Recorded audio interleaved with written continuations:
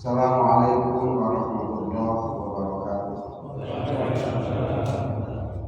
A'udzubillahi minasyaitonir rajim. Bismillahirrahmanirrahim. Alhamdulillahirabbil alamin. Shalatu wassalamu ala asyrofil anbiya'i wal mursalin wa ala alihi wa sahbihi wa yassir li amri wa hlul 'uqdatam min lisani yafqahu qawli. Manusia berjamaah datang sekali menghormati dengan merayakan Allah. Monggo sareng-sareng menyapa ilmu. Salahul ilmi fardhun 'ala kulli muslimin wa muslimin. Ilmu wajib.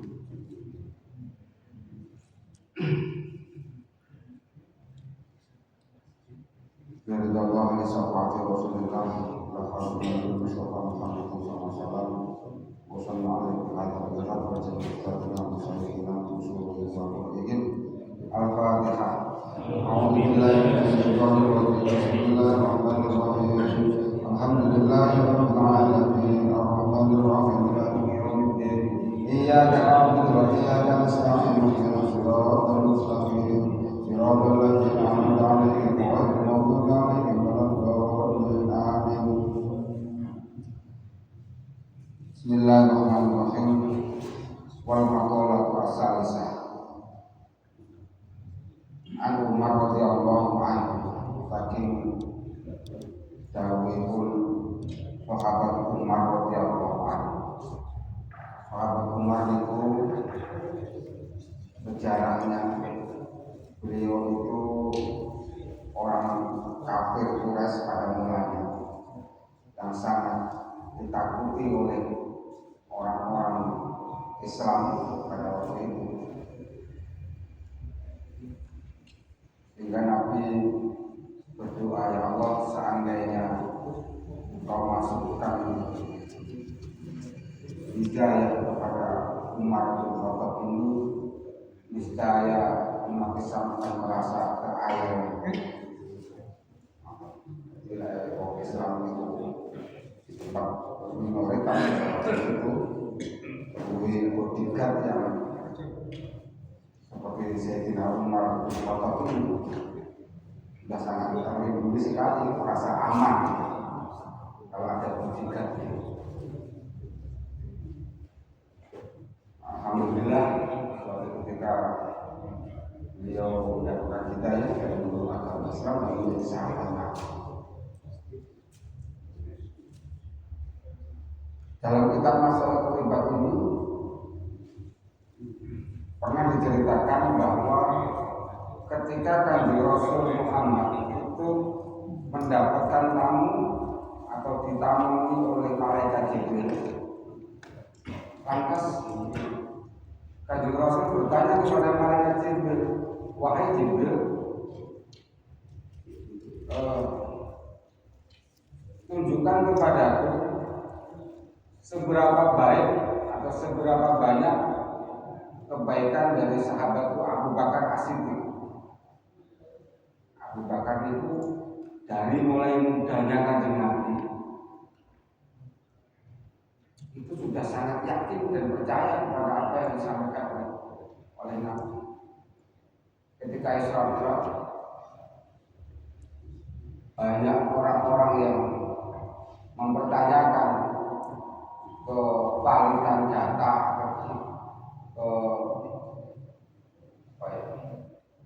mosoknya Isra Mi'raj semalam, tidak sampai semalam, dari Masjidil Haram ke Masjidil Aqsa, dari Masjidil Aqsa menuju ke Sidratul Muntaha. Koyo-koyo nggak mungkin. Tapi ketika pagi harinya disampaikan berita itu, Abu Bakar bertanya, siapa yang membicarakan itu? Siapa yang memberikan kabar itu? Apakah dari Muhammad? Kalau dari Muhammad, saya percaya. Karena beliau ini sangat yakin apa yang disampaikan itu tidak akan pernah berbohong sama sekali. Seandainya kebaikan Umar itu begini, wahai Jibril, tunjukkanlah kebaikan-kebaikan sahabat Abu Bakar ini kepada. Jawaban malaikat Jibril, seandainya lautan itu menjadi tintanya dan pohon-pohon ini di seluruh alam ini, di hutan-hutan dan di mana-mana pun itu menjadi penanya, tidak akan cukup untuk menulis kebaikan daripada Abu Bakar. Dia lautan seberapa luasnya dan pohon-pohon berapa ribu juta jumlahnya, tidak terhitung. Kalau untuk menulis kebaikannya Abu Bakar nggak cukup. Lantas kalau kebaikannya Umar bagaimana? Kebaikannya Abu Bakar yang segitu banyaknya, kebaikannya Abu Bakar yang sebegitu banyaknya itu adalah satu untuk sahabat Umar bin Khattab. Jadi bandingannya sama. Derajatnya Abu Bakar itu lebih tinggi daripada Umar bin Khattab. Begitu seterusnya. Umar bin Khattab lebih tinggi daripada Utsman bin Affan, dan Utsman bin Affan lebih tinggi daripada Utsman bin Affan itu yang luar biasa. Yaitu yang menikahi dua putrinya Nabi sekaligus. Yang pertama Siti Ruqayyah menikahi oleh Sayyidina Utsman bin Affan, meninggal dunia, ngeduni adiknya untuk surga. Salah satu. Sekarang sahabat Umar bin Khattab ini menyampaikan husnul tawaddu bi utawi bagusnya demen mahabbah kese cinta ilang nasi maring manusia iku nisful akli. Orang yang cinta kepada manusia itu menandakan orang tersebut punya akal. Kalau panjenengan mencintai manusia itu tandanya jenengan punya akal. Dikatakan bahwa semua hewan itu namanya hayawan. Semua makhluk ini namanya hayawan. Manusia juga hayawan. Binatang-binatang juga hayawan. Tetapi yang namanya manusia itu adalah hayawan natif, hewan yang bisa berpikir. Satu-satunya hewan yang bisa berpikir, yang dibekali dengan otak untuk bisa berpikir mana yang baik dan mana yang buruk adalah manusia. Maka panjenengan bila mana tidak suka kepada manusia, ya perlu dipertanyakan punya otak apa tidak. Manusia itu ciptaan Gusti Allah yang paling sempurna. Tidak ada yang sesempurna manusia. Saking sempurnanya manusia itu bahkan malaikat-malaikat itu ya iri kepada manusia. Protes. Apakah malaikat tidak punya nafsu? Ya punya. Malaikat punya nafsu, tapi nafsunya malaikat nggak sama dengan nafsu kita. Ya semisal contoh ketika Allah menurunkan Nabi Adam alaihissalam dan menjadikannya khalifah di atas bumi ini, malaikat protes. Manusia itu gawean paten-patenan kok jadi khalifah. Enggak mau Gusti. Kok aku wae lah orangnya. Ora aku wae apa. Kok malah manusia jadi khalifah di alam bumi. Ya mengkali Gusti Allah, kowe ra ngerti apa sing tak. Terus manusia itu makhluk yang paling istimewa. Dua ini akal, bisa berpikir, bisa membedakan mana yang buruk dan mana yang tidak, bisa membedakan mana manis dan mana yang tidak manis, bisa membedakan mana halal dan mana yang haram. Ini manusia. Kalau ada yang manusia tidak bisa berpikir dan tidak bisa mencintai kepada manusia yang lain, itu perlu dipertanyakan punya akal apa tidak dia. Meskipun berbeda-beda suku, berbeda bentuk dan rupa. Kalau jenengan suku Jawa gak suka sama orang Madura, itu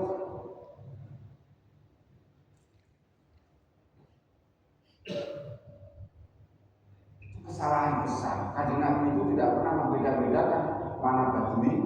Badui itu orang alasan, orang Badui itu. Ya Badui itu kalau saya suka mencandakan orang-orang Badui itu seperti orang-orang Madura zaman dahulu. Itu cuma pertanyaan saya. Orang Badui itu orang yang tidak punya tempat promo. Wong desa itu orang budi. Ketika Nabi khutbah di mimbar ini menyampaikan tentang masalah-masalah kiamat, ini orang Badui ini protes kali Kanjeng Nabi. Mau jenengan itu matur dongeng ini tak kiamat kapan kiamat datangnya? Ora jelas tanggal piro tahun piro mboten jelas. Mesti dongeng kiamat mau. Mesti ora diadab. Kanjeng Nabi tanggal. Lah terus sangu opo? Apa kowe wis rumangsa duwe sangu akeh? Kalau sholat saya biasa-biasa aja, sedekah saya biasa aja, amal ibadah kamu biasa-biasa aja kan Nabi. Gak ada yang istimewa. Sholat di rumah tentu, puasa gitu. Tapi saya cinta kepada panjenengan, cinta kepada jenengan luar biasa.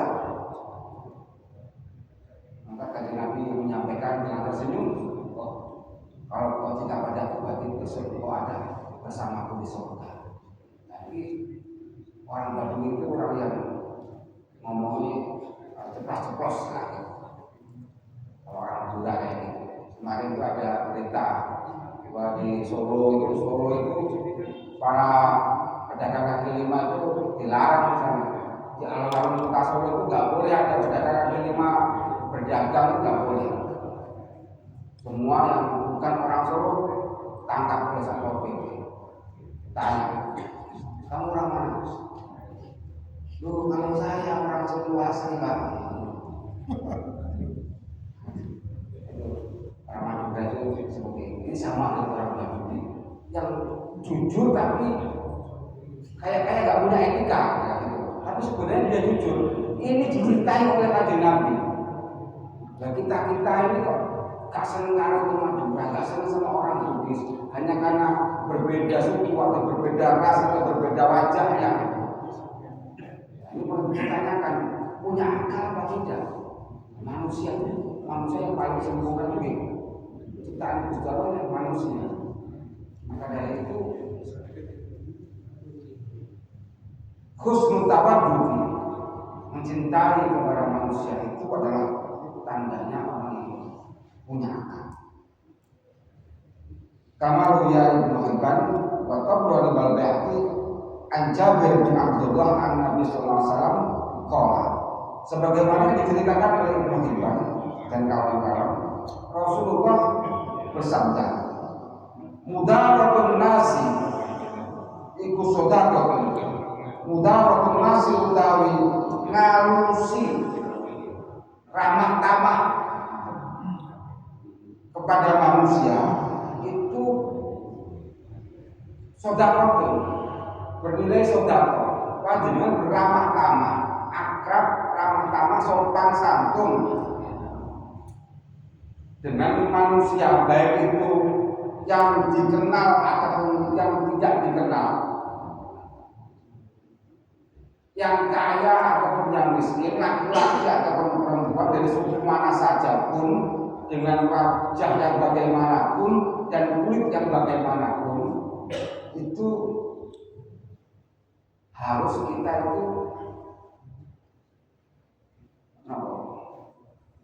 halus budi pekerti kita, ramah tamah dimaksud siapapun. Lah orang yang ramah tamah ini termasuk bernilai sedekah.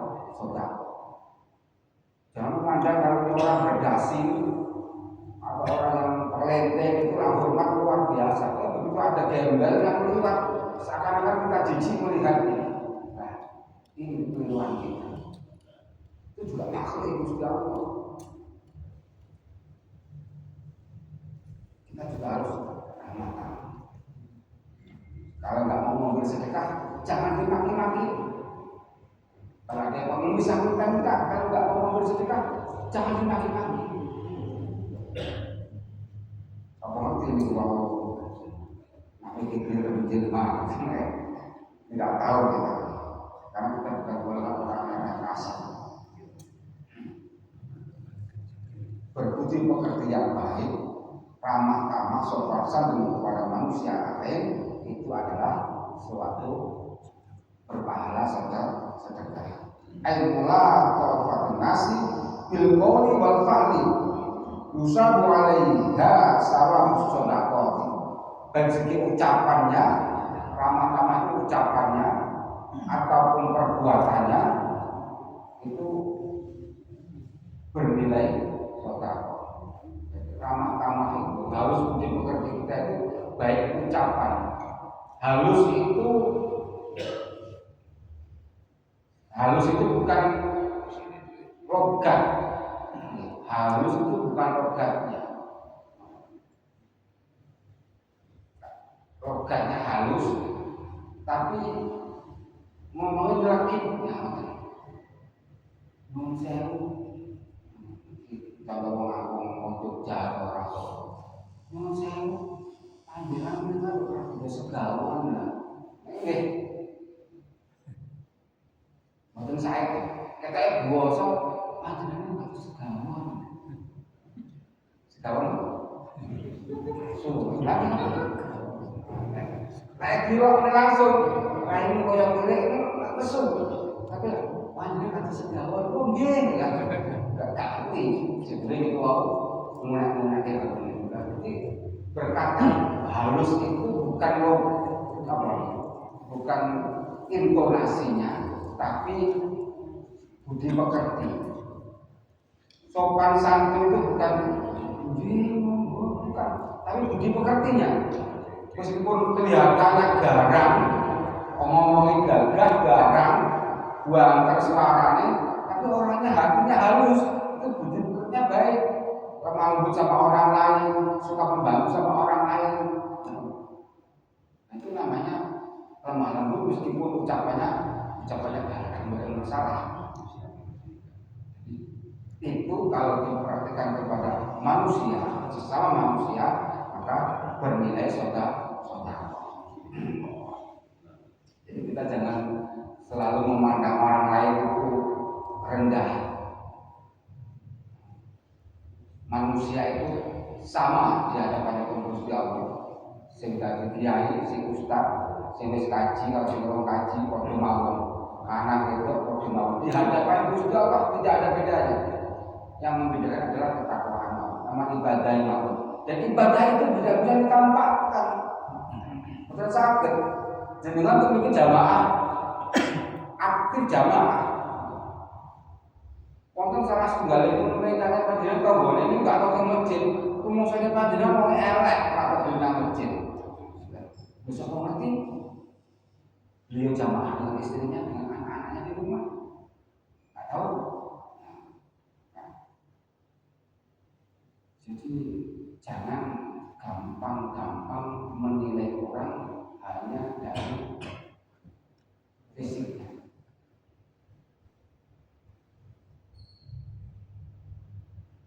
Wakana min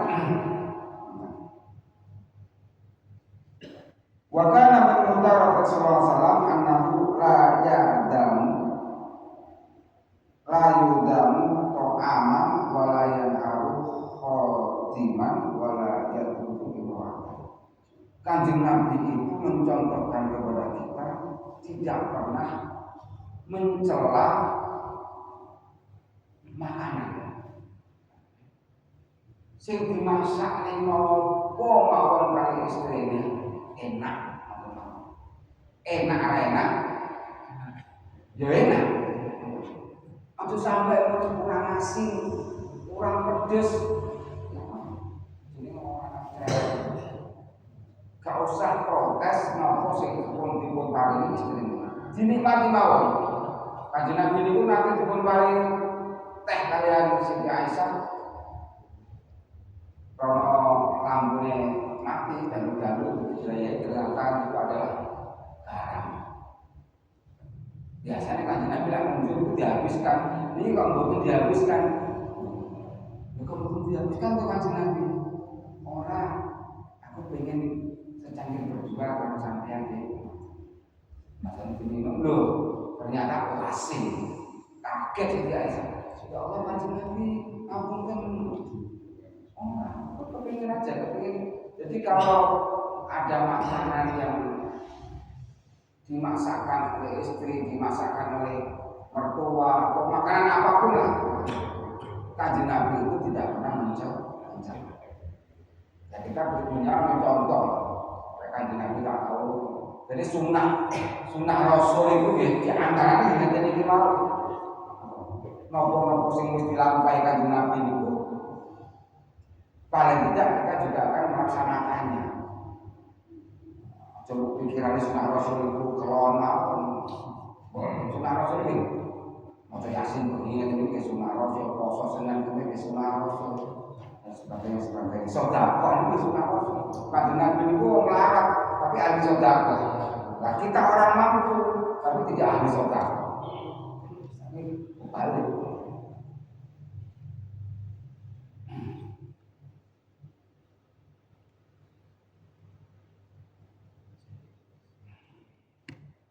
Wa husnul su'ali ayyul ulama itu nisbul ilmi. Orang yang bertanya kepada orang yang alim,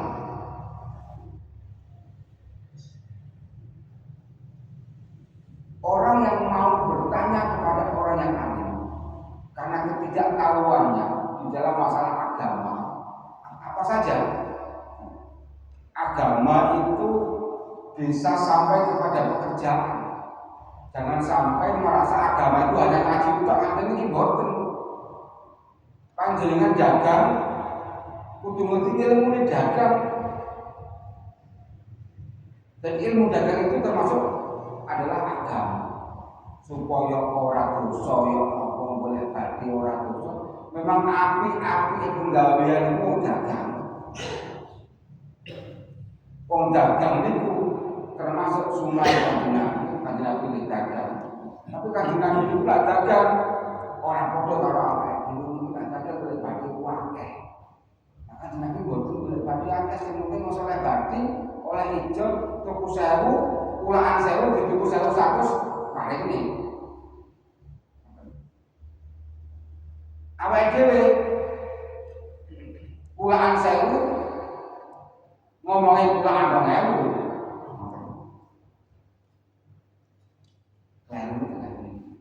Nah, orang yang berdagang ini juga harus tahu ilmunya berdagang, bagaimana agar halalan thayyiban hasilnya halal ya thayyib. Yo resik tenan orang ngapusi. Ini juga termasuk agama. Orang yang tidak mau bertanya tentang kepada ulama itu tanda-tanda orang yang tidak punya ilmu. Justru orang yang mau bertanya kepada ulama itu adalah tandanya nisful ilmi. Itu sebagian daripada ilmu. Menandakan kalau kita bekerja. Aku sholat ini sah orang. Aku poso ini sah orang.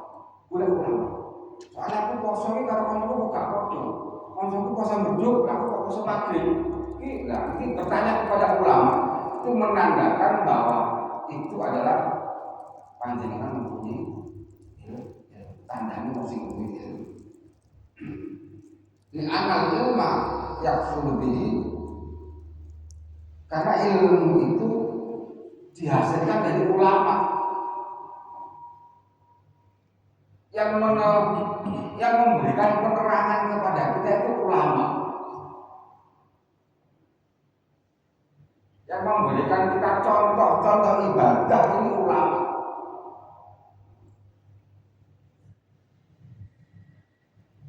Kalau kita tidak bertanya kepada ulama, mau bertanya kepada siapa?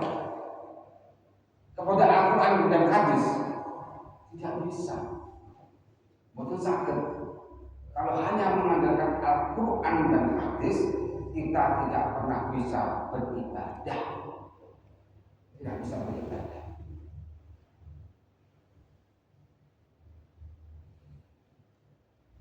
Gerakan sholat ini dihasilkan dari Imam Syafi'i. Imam Syafi'i itu mustahil mutlak. Luar biasa Imam Syafi'i. Kalau saya ceritakan kehebatan Imam Syafi'i, orang-orang zaman sekarang ini sudah kalah semuanya. Zaman dahulu. Jadi kalau kita mengandalkan Al-Quran tidak bisa. Maka Imam Syafi'i itu memberikan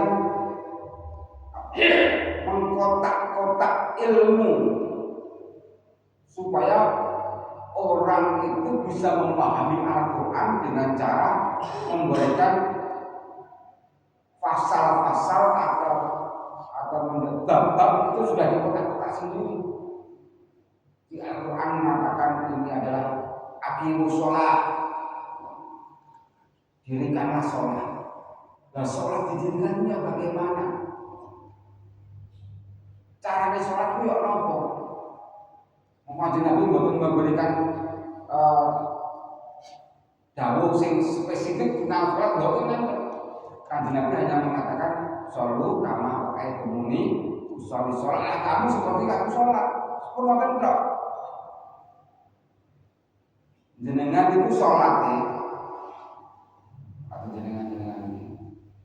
Temukan betul di alih-alih kemudian panjenengan tasih alih derek sholat itu apa? Bapaknya sholat jenengan kemudian cendak terok. Waktu saat ini kau apa jenengan sholat kita ciri-ciri itu putus-putusnya jenengan gitu. Malah sholat. Itu ini kau menjadi cacing ini. Jungkir balik apa itu? Semua itu tidak ada bapakku sholat ini. Jenengan kira-kira sholatnya bapaknya jenengan pasti. Bapaknya jenengan kalau di gurunya sampai kepada Rasulullah Muhammad SAW. Sholat itu dilakukan itu dok. Sawang sinawang, belok-belokan. Sama ada sholatnya bapaknya sama ini. Kok sana sudah kepikirin, berarti bapaknya dia memilih masih tak. Asal kau memiliki, mungkin bapaknya dia memiliki asal. Pas sudah kepengen nih, sami.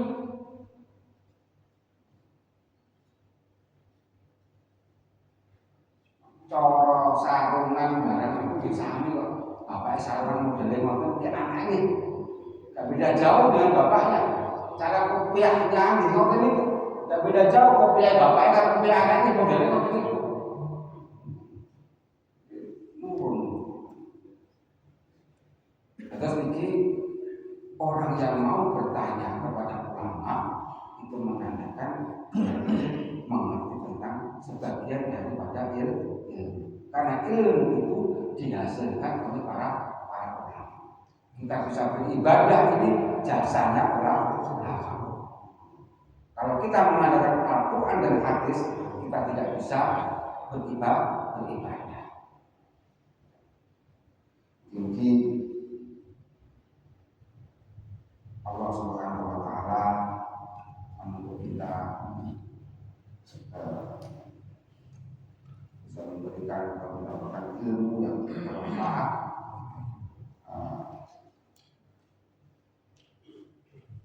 bisa beramah tamah kepada siapapun, tidak membedakan manusia buruk ataupun tidak buruk.